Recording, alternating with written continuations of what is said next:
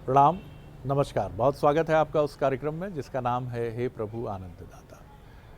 और आज इस कार्यक्रम में भारतीय सनातन परंपरा चिंतन दर्शन की कड़ी को आगे बढ़ाते हुए हम और आगे बढ़ते हैं। और एक वरिष्ठ नागरिक हैं जो इस कार्यक्रम के नियमित दर्शक हैं। उन्होंने इस कार्यक्रम के बारे में अपने सुंदर शब्दों के साथ हमारा मनोबल और हमारा हौसला बढ़ाते हुए अपनी प्रतिक्रिया तो व्यक्त की है, उसके लिए उनका बहुत धन्यवाद। इन्होंने ये कहा है कि हमारे विद्वान वक्ता इस कार्यक्रम में अक्सर कहते हैं कि शरीर नाशवान है, आत्मा तो चिरंतन है, वो तो कभी नष्ट नहीं होती। अब इन्होंने जो प्रश्न किया है वो इस धरती पर लंबे समय तक रुकने वाली आत्मा के स्वरूप को लेकर किया है। इन्होंने ये कहा है कि अगर आत्मा भी बहुत लंबे समय तक रुकती है तब भी तो हम थक जाएंगे। यानी ये मोक्ष की संकल्पना की तरफ कहीं संकेत करते हुए प्रतीत होते हैं। इन्होंने उसका उल्लेख नहीं किया है अपने मैसेज में, लेकिन जितना मैं इंटरप्रिटेशन निकाल पा रहा हूँ कि आपका बार बार इस धरती पर आना अगर सनातन परंपरा को देखें तो इसका मतलब है कि मुक्ति नहीं है। जीव एक ही है, लेकिन वो जीव अगर इस धरती पर बार बार लौट रहा है, जिसको सनातन परंपरा में और कुछ अन्य धर्मों में भी मान्यता है पुनर्जन्म की, आप फिर लौटे और फिर मनुष्य योनि में लौटे हैं, ऐसा जो मान्यता है मैं उसकी बात कर रहा हूँ। और जो सनातन परंपरा में चिन्हित तथ्य हैं, बातें हैं, उनकी तरफ मैं संकेत कर रहा हूँ।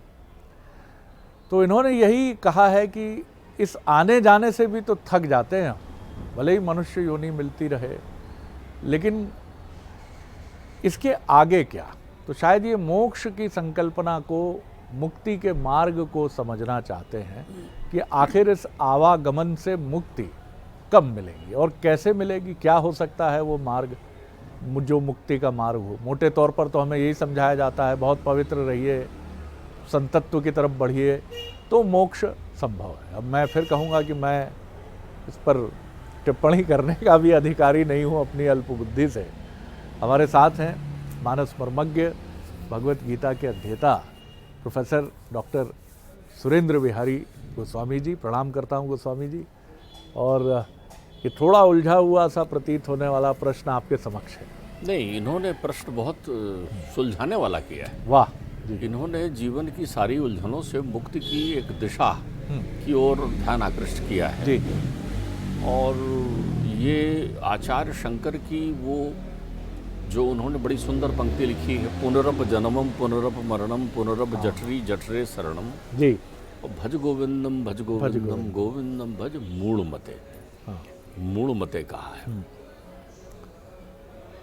जिस दिन आपको नींद ऐसी आने लगे कि स्वप्न दिखना बंद हो जाए, उस दिन आप सबसे सुखद अनुभूति करते हैं। जब सपने नहीं आते। बिल्कुल ठीक कर रहे हैं। जब आपके जीवन में सपने आते हैं आपकी नींद में, तो उस दिन उठते तो हैं, सपनों की मिठास भी आपके दिमाग में रहती है और खटास भी आपके दिमाग में रहती है, लेकिन अगर आप ध्यान करें तो आपकी नींद नहीं होती।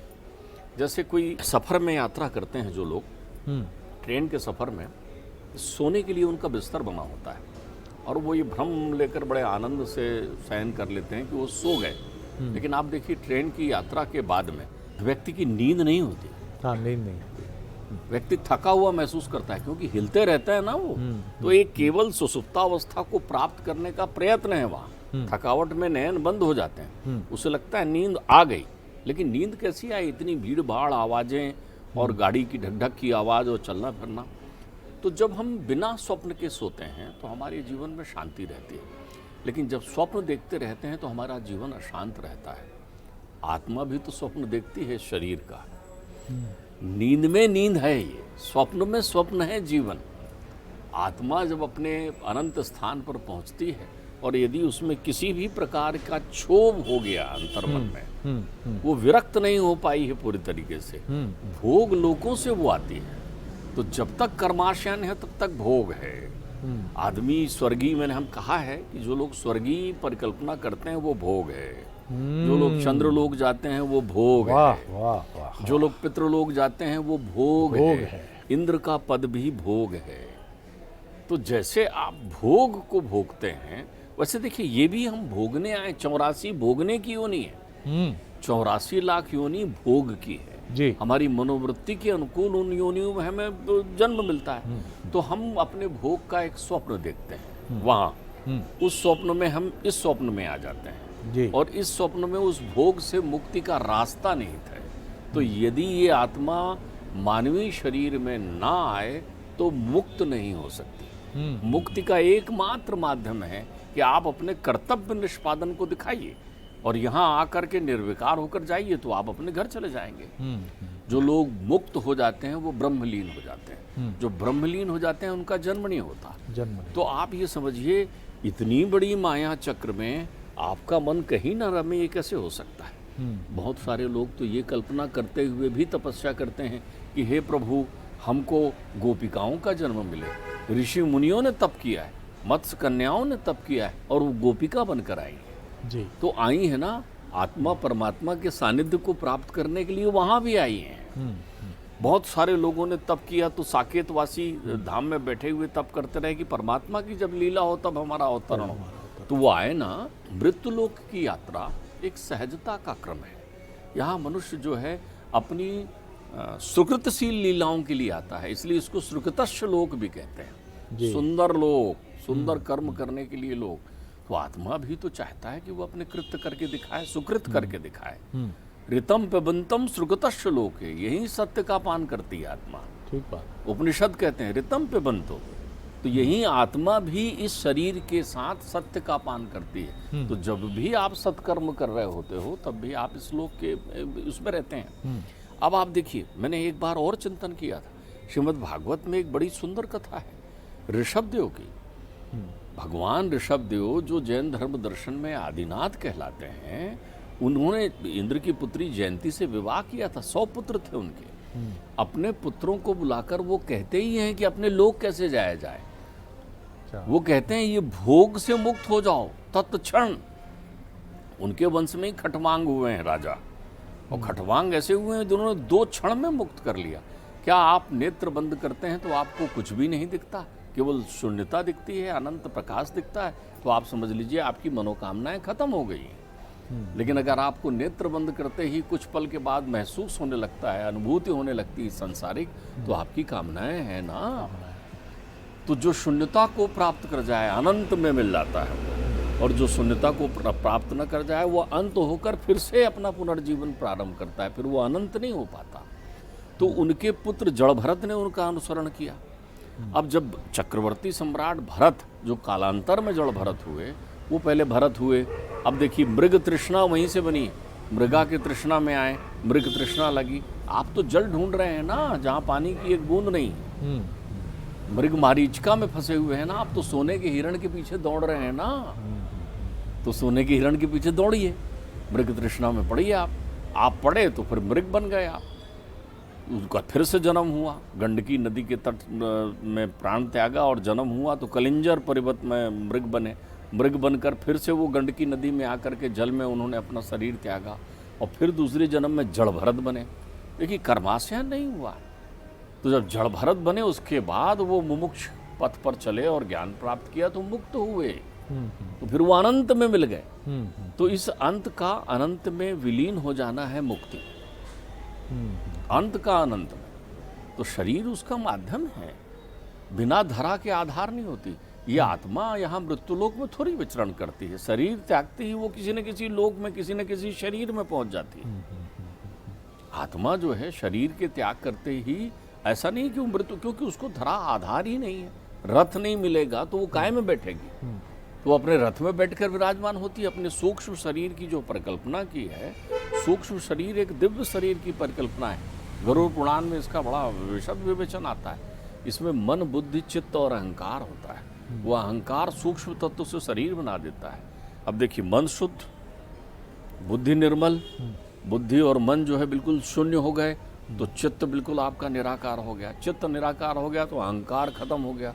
खत्म हो गया तो आप विलीन हो गए उस तत्व में। तो आप विलीन होना चाहते हैं। इनकी प्रश्न प्रक्रिया विलीनता के लिए है। खटवांग ने विलीन होने का तत्व अपनाया, विलीन होने का। ध्यान रखिए कि जितने भी ऋषि मुनि हैं उनकी तप में विलीन होना तो है। यहाँ क्या हमें ये भी समझना होगा कि जिन प्रक्रियाओं से गुजरना है, जैसे आपने बहुत सुंदर बात की कि मेरे कर्म बहुत अच्छे हैं, स्वर्ग जाऊंगा, भोग है ये भी। बिल्कुल भोग। पितरों का एक लोक है, पितृलोक है, वो भी भोग है। तो यानी कहीं इच्छाएं जब तक हमारे मन में है, तृष्णा है, मृग मरीचिका है, तब तक कहीं ना कहीं ये भटकना भी है, चाहे भोग रूपी ही भटकना क्यों ना हो। देखिए एक बात और समझिए, ये बड़ा मैं आपको दिव्य दर्शन दे रहा हूँ, इसकी अनुभूति करा रहा हूँ जी। मेरे पिताश्री ने मेरे इन्हीं प्रश्नों के उत्तर में ये बात कही थी। ये बड़ी दिव्यता है, इसकी बड़ी गहराई से समझना होगा। आप ध्यान रखिएगा, मानव शरीर मिला हुआ है जी। तो मनुष्य शरीर आपको एक करिश्माई प्रक्रिया के अंतर्गत मिला हुआ है। ध्यान रखिएगा, इसमें कर्मों के फल मिलेंगे, शुभ कर्म मिलेंगे तो शुभ कर्म करोगे तो शुभ फल मिलेंगे, शुभ फल मिलेंगे तो पुण्य बढ़ेगा, पुण्य बढ़ेगा तो पुण्य की प्राप्ति आपको करनी होगी। पुण्य भोग है, तो जो लोग पुण्य के लिए भी कर्म करते हैं वो भोग के लिए तो कर्म कर रहे हैं। ओहो। जब आत्मा को अगर परमात्मा में जाना है तो आप केवल ये उनसे प्रार्थना कर रहे हैं कि हे प्रभु। आप देखिए ध्रुव, प्रहलाद, इनकी परिकल्पना देखिए आप, छोटे बालक हैं, बालक की बुद्धि में भोग नहीं होता। बिल्कुल ठीक। ध्यान रखिएगा, क्या चमत्कारिक वरदान मांगा है इन्होंने। हाँ। उनसे कहा, प्रहलाद से भगवान नरसिंह ने गोद में बिठाया, लाड़ किया, रौद्र रूप था उनका, और लाड़ करते हुए बोला बोल बेटे क्या चाहिए तेरे को। तो उसने कहा कि यदि मेरे अंतर चित्त में किसी भी प्रकार की कल्पना हो, किसी भी प्रकार की कामना हो, वो नष्ट हो जाए, मुझे तो आप चाहिए। कमाल है, वाह वाह। मुझे तो आप चाहिए। यही बात ध्रुव कहते हैं। ध्रुव तो छोटे से बालक है ना, उनको तो कुछ भी नहीं आता, कुछ नहीं जानते वो। उनको तो एक ही चाहत थी कि मुझे परमात्मा की गोद मिल जाए। तो जैसे ही परमात्मा उन्हें अपनी गोद देते हैं, वो बोल नहीं पा रहे हैं, शब्द नहीं है, ब्रह्म को कैसे व्यक्त करें, वो तो परमात्मा की गोद में बैठे हैं। तो मेरे ठाकुर जी उनके कपोलों में अपना शंख छुआ देते हैं, शंख में वेद होता है। फिर वो अतुलित भावना के साथ बुद्धि जैसी आती है तो बोलते हैं, वो भी यही कहते हैं, परमात्मा यहाँ से ना उतारो, मुझे तो यही चाहिए था जो मिल गया, मुझे वही चाहिए था जो मिल गया। तो यदि आपके प्रत्येक कर्म आप परमात्मा को समर्पित कर देते हैं, ध्यान रखिए कितनी सुंदर भावना है, तो परमात्मा फिर आपको सब कुछ दे देता है। सब कुछ यानी स्वयं अपने आप को आपको समर्पित कर देता है। गीता में इशारा करते हैं, मनमना भव मद भक्तो माद्याजी मां नमस्कुरु मामे वैश्यति सत्यम ते प्रतिजानो प्रियोष्मि में। जो कुछ कर रहा है वो कर्म मुझे ही देना, फल समर्पित करना। अपनी वंदना में शिवानंद जी लिखते हैं उस समय, कितनी अच्छी बात, तन मन धन सब है तेरा और तेरा तुझको अर्पण क्या लागे मेरा। हम अर्पित ही नहीं कर पाते। वाह वाह। तो जब हम अर्पित नहीं कर पाते तो बचा लेते हैं तो वो कृपा है तो भोगो। भाई आपको परमात्मा ने पैसे दिए खर्च करने के लिए, कौन सा पैसा, जीवन का बहुमूल्य समय, धन, एक एक पल जो बहुमूल्य है, अमूल्य है, मोल नहीं लगा सकते। संसार में एक सीधा सूत्र अगर कोई व्यक्ति समझ जाए शरद जी, तो फिर उसकी बात ही खत्म हो गई। जितनी चीजें मोल से मिल रही है वो सब आपको कर्माशयन में फंसाने वाली है, और जितनी चीजें बिना मोल के मिल रही है अर्थात अनमोल मिल रही है, वो आपको वहां पहुंचाने वाले हैं। अब आप देख लीजिए क्या चीज आपको बिना मोल के मिलती है। पंच प्रकृति आपको बिना मोल के मिलती है। सूर्य का प्रकाश कोई मूल्य नहीं लेता, जल कोई मूल्य नहीं लेता, आपको जहाँ रहते हैं जल वृष्टि होती है। माँ की ममता का कोई मोल नहीं होता, आशीर्वाद का कोई मोल नहीं होता, सत्य संकल्प से सेवा का कोई मोल नहीं होता। तो वो सब आपके जीवन को वहाँ पहुँचाने के कार्य हैं। तो परमात्मा कहते हैं यही दे दे मुझे, जो अनमोल है वो भी मुझे समर्पित कर। विरक्ति की परिभाषा, जननी जनक बंधु सुत दारा, तन धन भवन सुरहित सुत बारा, सबके ममता ताग बडोरी, मम पद बधई बांध मन डोरी, और समदर्शी कछु इच्छा नाही, हरस विषाद शोक भय नाही, आस सज्जन मम उर बस कैसे, और लोभी हृदय बसो धन जैसे। फिर तो मैं तुझे छोड़ूंगा ही नहीं ना, फिर पकड़ लूंगा। कैसे? जैसे लोभी धन को पकड़ता है। कृपण कोट ली मनुज तन। ठीक बात है। तो देना तो हम देते नहीं है, हम पुण्य करते हैं, हम शुभ कर्म करते हैं, हम परमार्थ करते हैं, तो ये फलीभूत होते हैं। तो फलीभूत होंगे तो फिर सपना देखोगे आप, फिर सोओगे ट्रेन में। बहुत सुंदर बात है जो आपके हमारे लिए बहुत ज़रूरी है कि सब कुछ समर्पित करना। कहते तो हम हैं कि समर्पित हमने कर दिया, लेकिन कुछ बचा लेते हैं, और ये जो बचा लेते हैं यही हमको फिर ले जाता है भोग की तरफ। भोग और भटकाव में बहुत अंतर नहीं है, ये दोनों एक ही सिक्के के दो पहलू हैं। भटकाव भोग की तरफ ले जाता है, और भोग में आप निमग्न हुए तो भटकेंगे अवश्य। देखिए, भोगना भी जो है ना, उसको भोगने का एक तरीका है। आपको सब में इशारा है, सब में संकेत है। भोग आप करिए ना। अब ऐसा तो हो नहीं सकता कि कोई आदमी जो है जड़ भरत की तरह कोई कर्म ना करे, और कर्म करे तो किसी प्रकार से फल की इच्छा ना करे, क्योंकि मिलेगा ही फल आपको। आप किसी के लिए शुभ कार्य कर देते हैं, आपने किसी का गुमा हुआ धन या पड़ी हुई मूल्यवान वस्तु उनको दे दी, वो आपको कुछ पैसे देना चाहता है उपहार में, आप नहीं लेते, आपने अपना काम कर दिया। लेकिन अब यहाँ व्यवहार बन गया, वो आपको कहता है नहीं, भोजन के बिना तो आप जा नहीं सकते, आपका कोई कष्ट हो तो मुझे बताइए। वो आने लगता है, वो व्यवहार से आपके साथ जुड़ जाता है, आप किसी से विरक्त नहीं रह सकते। तो वेद कहता है इसके लिए, तेन तक्तेन भुंजीता, त्याग भाव से भोग कर। इंद्र यदि इंद्र के पद में बैठा रहे और सोचे कल चला जाए इंद्र का पद, मुझे नहीं चाहिए, तो इंद्र का इंद्रत्व तो अमरता प्रदान कर देगा उसको, वहां भी मिला देगा। लेकिन इंद्र तो देखता है कौन तपस्या कर रहा है इंद्र बनने के लिए, उसकी तपस्या को भंग करूं। वो अप्सराओं को वहां से भेजता है, वो मुनियों की तपस्या भंग करता है, वो छल कपट करता है। वहां भी द्वेष है, वहां भी जलन है। स्वर्गलोक बहुत बढ़िया है, वहां भूख प्यास कुछ नहीं, खूब आनंद है, लेकिन वहां भी द्वेष है, जलन है। क्या नहीं है वहां? सब कुछ है वही। अब परिवार की आसक्ति आपने बांध दी, पुरोधा हो गए, आप पितृलोक में बैठे हुए हैं, जाके पितर बन गए। अरे अमा भी इंद्र है। ठीक बात है। अरे अमा भी इंद्र है, द्वादश इंद्र हैं। जो देवाधिपति हो जाता है वो स्वर्गलोक का इंद्र हो जाता है, लेकिन उसके अतिरिक्त भी तो इंद्र हैं। सभी को इंद्र की गरिमा मिली हुई है, सभी को इंद्र की पताका मिली हुई। गुरु भी इंद्र की तरह होता है, बृहस्पति भी इंद्र की तरह है, शुक्र आचार्य शुक्र भी जो है शुक्राचार्य भी इंद्र की तरह है। लेकिन जो इनसे विरक्त हो जाए, देखिए बलि जैसा प्रतापी भक्त, विरोचन का पुत्र, प्रहलाद का पौत्र बलि, देवासुर संग्राम का विजेता, मृत संजीवनी विधा में जिनको गुरु ने सुसज्जित कर दिया हो, जिसने भगवती को साक्षात चंडिका को प्रसन्न करके रखा हो, जिसने विश्वाजीत रथ प्राप्त किया हो, जिसने भगवान को दान दिया हो, वो बलि है। भगवान को पृथ्वी त्रिलोक दान किया है। त्रिलोकपति होने के बाद पहले जीतता है, फिर दान कर देता है। अब देखिए फिर वो क्या करता है, वो फिर से कैसे विजयी होता है, परमात्मा को भी कैसा बांध लेता है, आत्मनिवेदन करके। यही आत्मनिवेदन है, मन मना भव मद भक्तो तेरा तुझको अर्पण। परमात्मा से कहता है, लो मेरा शरीर आपका, मैंने छोड़ दिया आपके लिए।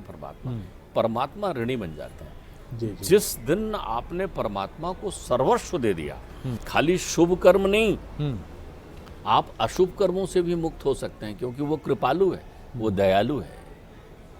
ठीक बात। वो कृपालु है, वो दयालु है। मंदोदरी समझाती है ना रावण को कि तुम चले तो जाओ एक बार। विभीषण समझाते हैं ना एक बार, चले तो जाओ एक बार। और विभीषण आए किस लिए? जिन पायन के पादुकनी भरत रहे मन लाए, ते पद आज बिलोक यूं इन नयन अब जाए। सही। उस चरण को देखने आ रहे हैं। श्रवण सुजस सुनायु प्रभु भंजन भववीर, त्राहि त्राहि आदित हरण शरण सुखद रघुवीर। पहुंच ही रहे हैं इसलिए वो त्राहिमाम करते हुए, वो नहीं चाह रहे हैं, उनकी कांक्षा नहीं है। लेकिन परमात्मा ने उनको कहा, तू अजर अमर अनादि अखंड हो जा। जब तक त्रिलोक है, जब तक प्रलय नहीं होता, तब तक तू सत्ता संभाल। विभीषण अजर अमर है, तो इसका मतलब क्या है कि विभीषण फिर भी जन्म मृत्यु के फेरे में है कि नहीं? ठीक बात है। अजर हो जाना परमात्मा में मिल जाना है, अमर हो जाना परमात्मा में मिल जाना है, आत्मस्वरूप को मूलभूत प्राप्त कर लेना है। बिल्कुल ठीक है। तो आप जो है आत्म तत्व की यदि अनुभूति रोज समर्पित करिए। एक छोटा प्रयत्न है। देखिए साहब, रोज डुबकी लगाते हैं आप पानी में सांसों का अभ्यास करने के लिए, ठीक है, सांसों का अभ्यास पूरा नहीं हो पाता, लेकिन एक दिन ऐसी डुबकी लगाते हैं कि आप पानी के अंदर तैरना सीख जाते हैं। तो ये भी अभ्यास रोज करते रहिए, न जाने वो किस दिन आपके अभ्यास पर अपनी मुहर लगा दे।